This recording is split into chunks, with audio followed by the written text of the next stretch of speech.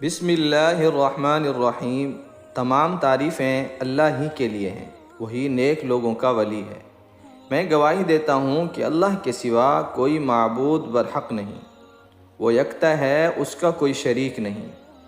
اور میں یہ بھی گواہی دیتا ہوں کہ ہمارے پیارے نبی حضرت محمد صلی اللہ علیہ وسلم اللہ کے بندے اور اس کے رسول ہیں۔ یا اللہ ان پر اور ان کی آل پر اور تمام صحابہ کرام رضی اللہ تعالی عنہم اجمعین پر رحمتیں اور سلامتی نازل فرما۔ السلام علیکم میرے وظائف آفیشل کے دوستوں، بھائیوں اور بہنوں۔ میں دعا گو ہوں اللہ پاک آپ سب کی پریشانیوں کو، مشکلات کو، بیماریوں کو دور فرمائے۔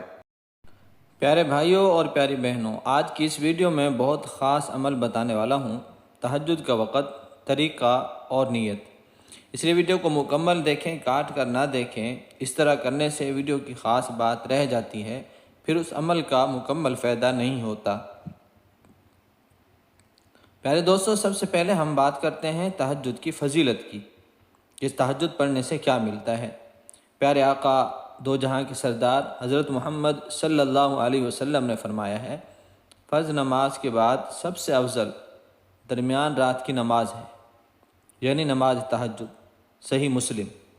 پیارے دوستو، ایک اور حدیث جو کہ مشکات شریف کی حدیث ہے، حضرت ابو ہریرہ رضی اللہ تعالی عنہ کی روایت ہے کہ رسول اللہ صلی اللہ علیہ وسلم نے فرمایا، اللہ تعالی رحم فرمایا اس مرد پر جو رات کو تہجد کے لیے اٹھا اور اس نے تہجد کی نماز پڑھی اور اپنی بیوی کو جگایا، پھر اس نے بھی یہ نماز پڑھی۔ اگر شوہر کے جگانے پر اس نے انکار کیا تو اس کے چہرے پر پانی چھڑک دیا تاکہ نیند ٹوٹ جائے اور بیدار ہو کر کچھ رکعتیں پڑھ لے۔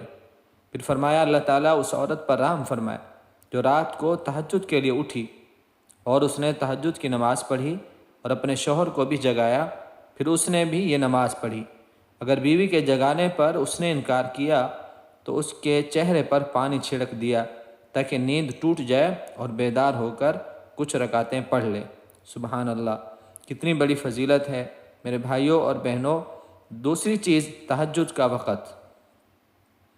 آپ نے کسی سے سنا ہوگا کہ فلاں وقت ہے، فلاں ٹائم ہے۔ پر دوستو، عشاء کی نماز کے بعد سے ہی شروع ہو جاتا ہے، لیکن جس شخص کو پتہ ہو کہ رات کو نہیں اٹھ سکوں گا تو وہ عشاء کی نماز مکمل کرنے کے بعد تہجد کی نماز پڑھ سکتا ہے، اور یہ وقت فجر کی اذان تک ہوتا ہے۔ پیارے بھائیوں، تہجد کا طریقہ سماعت فرما لیں۔ دو رکعت کر کے پڑھنی ہے۔ اور کتنی رکعتیں ہیں پیارے دوستو؟ کم سے کم 2 رکعتیں ثابت ہیں، اور زیادہ سے زیادہ جتنا آپ پڑھ سکیں۔ پیارے آقا صلی اللہ علیہ وسلم سے 8 رکعتیں بھی ثابت ہیں۔ پیارے دوستو، تہجد کی نیت بھی سماعت فرما لیں۔ دل کے ارادے کا نام نیت ہے۔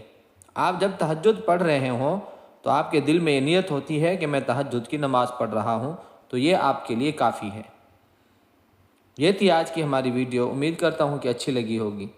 اگر اچھی لگی ہو تو لائک کر دیں، چینل پر نئے ہیں تو وظائف آفیشل چینل کو سبسکرائب بھی کریں، ساتھ ہی گھنٹی کے بٹن کو بھی کلک کر دیں تاکہ روزانہ اس طرح کی اچھی ویڈیو اور اسلامی معلومات آپ کو ملتی رہیں۔